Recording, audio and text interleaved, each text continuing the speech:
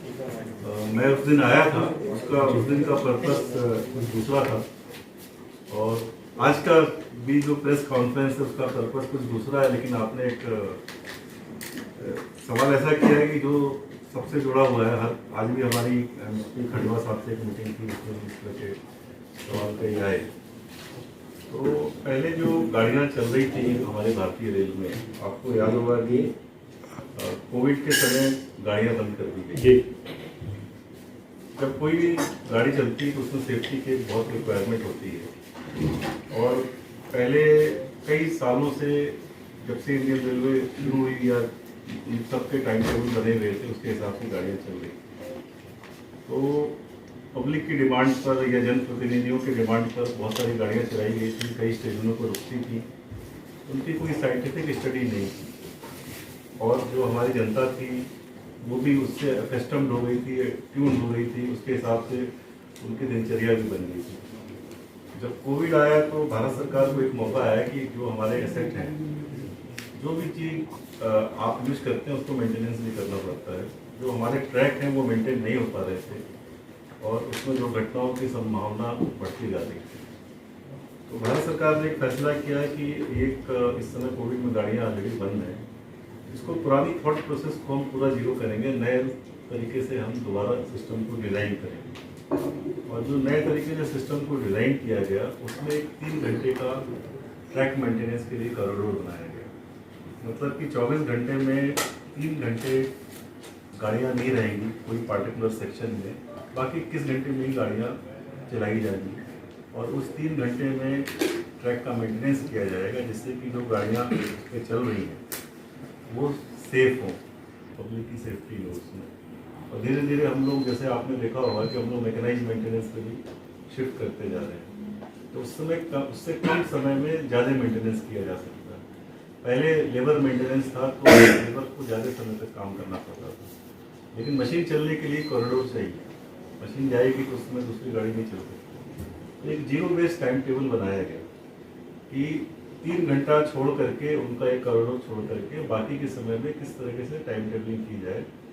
तो जब zero based time table बनाया गया तो एक तो ये हुआ कि बहुत सारे गाड़ियों के टाइम शिफ्ट हो गए, क्योंकि सभी को एडजस्ट करना संभव नहीं होता है। कई गाड़ियों के टाइम टेबल में टाइम कम हो गए और कुछ ऐसी भी गाड़ियाँ थी जिनको कि निरस्त कर दिया गया। और उन सब में एक स्टडी की गई कि किस गाड़ियों में कितने लोग चलने वाले हैं, किस स्टेशन से चलने वाले हैं। वो भी एक रेलवे बोर्ड का फार्मूला है कि उसके हिसाब से कहाँ पर गाड़ी का रुकना जस्टिफाइड है, कहाँ पे नहीं है, उसके हिसाब से जीरो बेस्ड टाइम टेबलिंग की गई। इसमें निश्चित रूप से कुछ लोगों को नुकसान भी हुआ क्योंकि उनकी आदत बनी हुई थी, वैसी दिनचर्या बनी हुई थी। बट स्टडी के हिसाब से शायद वहाँ पर उतनी गाड़ियों की ज़रूरत नहीं थी। तो अभी जो ज़्यादातर डिमांड हमारे पास आ रही है उसमें यही कि लोगों की, जैसे देवलाली पे कितनी गाड़ी रुकती है? 5 पेड़ से सर 5 पेड़ रुकती है और पहले 22 रुकती थी, अभी 3 रुकती है। कि सीनियर डीसीएम साहब ने आपको बताया कि एनर्जी कंजर्वेशन से रिलेटेड हमारे रेलवे विभाग में बहुत सारी स्टेप्स लिए जा रहे हैं। इसी से रिलेटेड विद्युतीकरण, इलेक्ट्रिफिकेशन एक बहुत महत्वपूर्ण विषय है और हमारे माननीय प्रधानमंत्री महोदय और रेल मंत्री महोदय के लीडरशिप में हम बहुत तेजी से 100% इलेक्ट्रिफिकेशन की ओर बढ़ रहे हैं। हमारा लगभग 85% जो ब्रॉड गेज रूट है वो आज के डेट में इलेक्ट्रीफाई हो चुका है और जल्दी हम 100% मिशन इलेक्ट्रिफिकेशन को अचीव कर लेंगे। इस मामले में हमारा भुसावल डिवीजन जो है ये एक काफी पुराना इलेक्ट्रीफाइड डिवीजन है, क्योंकि शुरू में जब पहले फेज में इलेक्ट्रिफिकेशन के विषय में सोचा गया था उस समय जिन रूट्स पे ज्यादा ट्रैफिक हुआ करती थी उनको सबसे पहले इलेक्ट्रीफाई करने की प्लानिंग करी गई थी और उनमें हमारा भुसावल मंडल जो कि मध्य रेल का भाग है ये भी आता है। तो हमारा जो सबसे पुराना सेक्शन है भुसावल इगतपुरी जो कि 1969 में इसका विद्युतीकरण किया गया था।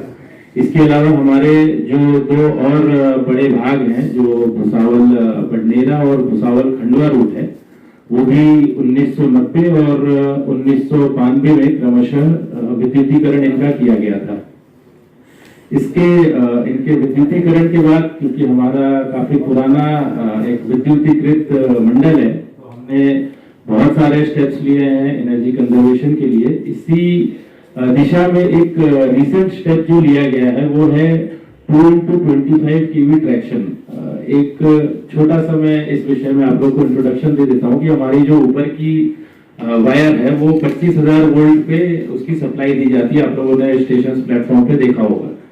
तो अब क्योंकि हम एज ए रेलवे ऑर्गेनाइजेशन हम और ज्यादा लोडिंग करना चाहते हैं, हम अपने ट्रेनों की स्पीड बढ़ाना चाहते हैं, तो इसके लिए हमको और ज्यादा पावर की जरूरत है। तो इस दिशा में हम अपनी जो OHE की सप्लाई है उसको अपग्रेड करने जा रहे हैं। अभी हम 25 kV देते हैं, अब वो 2x25 kV कर दी जाएगी, जिससे कि हम और ज्यादा पावर दे सकें। और जो लॉन्ग हॉल वाली ट्रेनें हैं, जो हेवी हॉलेज वाली ट्रेनें हैं, उनको हम खींच पाएंगे, जो कि हमारा एक मिशन रफ्तार है, जिसमें हमको 3000 मीट्रिक टन की लोडिंग करनी है। तो उसके लिए ये एक 2x25 kV जो है उसका ही एक भाग है। ये प्रोजेक्ट अभी रेलवे बोर्ड से सैंक्शन हुआ है और बजट में भी इसमें काफी राशि दी गई है और अगले 1 साल के अंदर ग्राउंड पे इसका प्रोजेक्ट का इम्प्लीमेंटेशन भी शुरू हो जाएगा। इलेक्ट्रिक लोकोस की होल्डिंग है। हम कंप्लीट डीजल से इलेक्ट्रिक लोको पे पूरा शिफ्ट हो चुके हैं। 220 एक डीजल लोको करीबन 1000 GTM के लिए 250 रुपए मतलब करीब लगते हैं, जबकि 50 रुपए लगते हैं एक इलेक्ट्रिक लोको 1000 GTM चलाने में। मतलब 5 टाइम्स कम कंज्यूम करता है इलेक्ट्रिक लोको। तो इसी प्रकार से इलेक्ट्रिक लोको शेड भुसावल में सभी इलेक्ट्रिक लोको हैं। इसी प्रकार से हम इलेक्ट्रिक लोको में भी 2 टाइप के हैं, कन्वेंशनल और 3 फेज। हम धीरे धीरे सभी 3 फेज लोको की तरफ शिफ्ट कर रहे हैं। पुराने जो लोको हैं कन्वेंशनल इलेक्ट्रिक लोको, उनमें जब जो एनर्जी थी ब्रेकिंग की वो हीट में डिसिपेट होती थी, पर अभी जो नए लोको आ रहे हैं 3 फेज नई टेक्नोलॉजी, वो अपनी सारी एनर्जी को वापस जो ऊपर से जो ओवरहेड लाइंस आती है उन्हीं में वापस दे देते हैं। इसी से हम मतलब 20% की सेविंग और कर रहे हैं। इस साल हमने टोटल 1 लाख यूनिट की बचत की है सिर्फ 3 कन्वेंशनल लोको में 3 फेज रीजनरेटिव ब्रेकिंग के द्वारा। साथ ही साथ हम लोकोमोटिव में जितने भी कैब लाइट्स है उन सबको हम इनकैंडेंस फ्लोरोसेंट से हमने सब में LED में बदल दिया है। इसी से हमने 62,000 यूनिट इस साल हमने बचत की है। साथ ही अभी जो हमारा फ्यूचर है, फ्यूचर में अब रेलवे बोर्ड की गाइडलाइंस के हिसाब से हम हाइड्रोजन फ्यूल पर भी जा रहे हैं। जो फ्यूचर का जो हमारा फ्यूचर है हाइड्रोजन फ्यूल लोकोमोटिव। नहीं, इलेक्ट्रिकल जनरल सर्विस मेरा इगतपुरी से लेके चांदू बाजार तक बड़नेरा अमरावती और इधर से भुसावल से खंडवा तक मैं जनरल सर्विस का सब टाइप ऑफ मैंने इलेक्ट्रिक फैन, लाइट्स, स्टेशन का water coolers, refrigerators, air conditioning, lifts, escalator, ये सब मैं देखता हूँ। पहले हम लोग का कन्वेंशनल टाइप का जितना सब लाइट फिटिंग्स सब कन्वेंशनल टाइप का था, लाइट फिटिंग्स और फैंस, एयर कंडीशनिंग। अभी हम लोग 5 star energy efficient light fitting से 100% हम लोग मैं कन्वर्ट कर चुका हूँ, जिसमें हम लोग का पूरा में पर एनम में 2.64 करोड़ का मैं बचत कर रहा हूँ। अभी बचत हो रहा है। अभी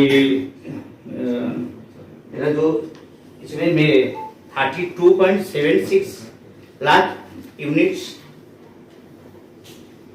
पर एनम सेव हो रहा है। इसमें carbon footprints 2741 metric tonne save कर रहे हैं। इसको जो मेजर जो लिए हैं, ये एफर्ट्स जो लिया गया पूरा 100% एनर्जी एफिशिएंट LED फिटिंग्स में किया गया है। और हम लोग 1 मेगावाट पावर रूफटॉप सोलर अभी हम लोग भुसावल डिवीजन में प्लांटेड है जी, जो कि 66.52 लाख पर एनम जनरेट करता है एनर्जी। वो भी हम लोग को सेव करता, वो भी सेव बहुत हमको से अमाउंट हम लोग को फाइनेंस से हम लोग को बेनिफिट करता है। और जो हम BLD से फैन भी हम लोग को 3500 अभी चेंज किए हैं, जो कि शिफ्ट पहले कन्वेंशनल का था 60 वाट, अभी 28 वाट में आ गया है, जिसमें लगभग मोर देन 50% हम सेव कर रहे हैं।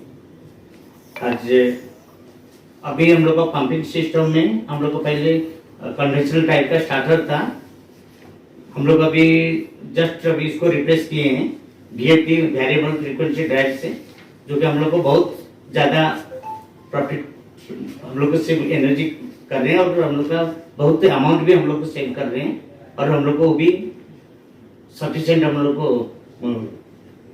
ये वाटर पंपिंग के लिए हेल्प कर रहा है। और हम लोग का स्प्लिट AC का 1000 नंबर्स है भुसावल डिवीजन में, जो कि हम लोग इसी में 7 लाख यूनिट्स पर आना हम लोग को सेव कर रहे हैं, जिसमें 70 लाख रुपीज हम लोग उसी में हम लोग का बचत हो रहा है। और अभी हम लोग ये भी 270 किलोवाट पावर का रूफटॉप सोलर 15 स्टेशन में अभी करने वाले हैं, जो भी अभी कार्य हम लोग को वर्क इन प्रोग्रेस है। 3 महीने के अंदर में हम लोग को इसको कंप्लीट कर लेंगे।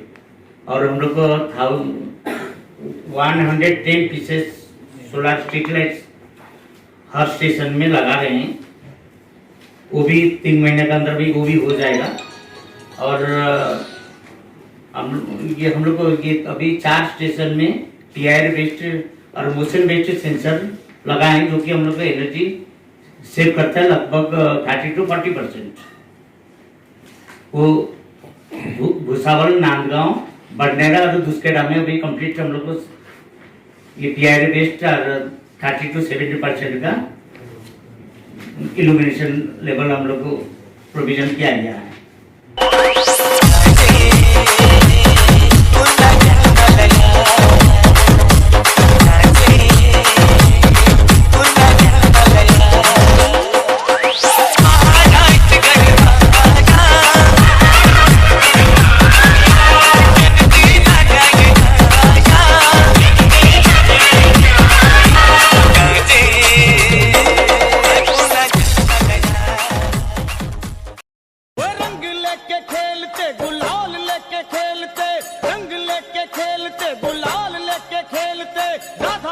होली नंद लाल खेलते, बोलो सारा रारा सारा रारा, मदन गोपाल खेलते, बोलो सारा रारा सारा रारा, मदन गोपाल खेलते, बोलो सारा रारा।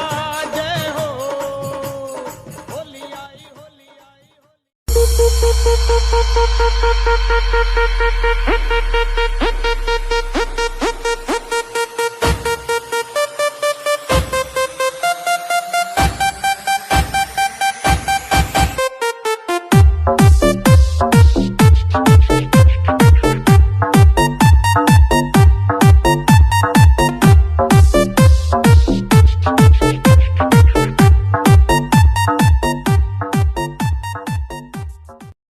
Subscribe now and press the bell icon. Never miss an update.